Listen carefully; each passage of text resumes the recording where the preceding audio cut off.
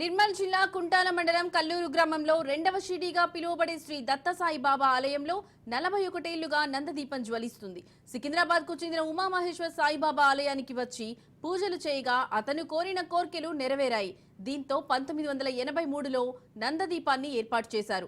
మహారాష్ట్రలోని పరిడసింగ్ గ్రామానికి చెందిన భక్తురాలు సతి అనసూయ మాత దీపాన్ని వెలిగించారు. 41 ఏళ్లుగా నందదీపం జ్వలిస్తూనే ఉంది. పక్కనే ఉన్న సత్యనారాయణ స్వామి మండపంలో పంటలు బాగా పండాలని కోరుతూ రైతులు మృగశిర కార్తెలో సత్యనారాయణ వ్రతాలు నిర్వహిస్తారు. साईं टेम्पल में मैं पुजारी हूँ और ये मैं देख रहा हूँ कि 41 साल से करीब ये अखंड ज्योति प्रज्वलित को मैं देख रहा हूँ। इससे पहले भी जल रहा था। यहाँ पर बहुत दूर दूर से लोग भक्त लोग आते हैं और इस अखंड ज्योति का दर्शन करते हैं।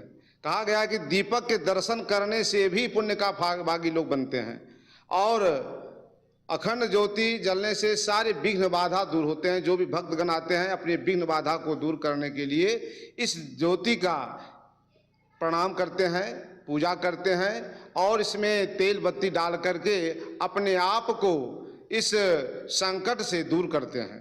कहा गया है कि शुभम करोति कल्याणम आयु आरोग्य संपद शत्रुहानि परम मोक्ष दीप ज्योतिर नमस्तुते। ये दीपक को प्रणाम करने से भी पुण्य मिलता है और ये शुभ होता है। ये शुभ का ये लक्षण है दीपक को प्रज्वलित करना। घर में भी जब हम लोग दीपक जलाते हैं तो इस तरह से शुभ का लक्षण होता है।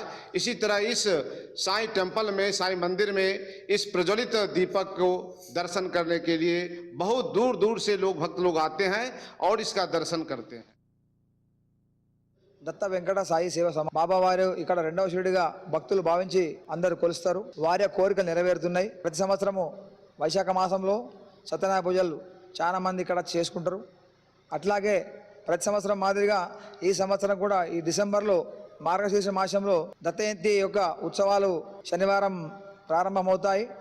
అవి 9 రోజుల పాటు కొనసాగి మరి ఆఖరి రోజు పౌర్ణమి దత్తాత్రేయ పౌర్ణమి పండుగ ఉంటుంది మన దగ్గర. ఇక్కడ ఆ యొక్క పండుగను జరుపుకుంటారు విశేషంగా. అట్లాగే ఇక్కడ మన మందిరం పక్కనే బాబావారి ధుని ఉన్నది. ధుని ఎప్పుడు వెలుగుతూ ఉంటుంది. అందులో కొబ్బరికాయలు వేసుకుంటూ ఉంటాం. ఇక్కడికి వెళ్ళి మనం మందిరం తరపున కానీ మరి ఎవరైనా భక్తులు వస్తే వాళ్ళ యొక్క కోరిక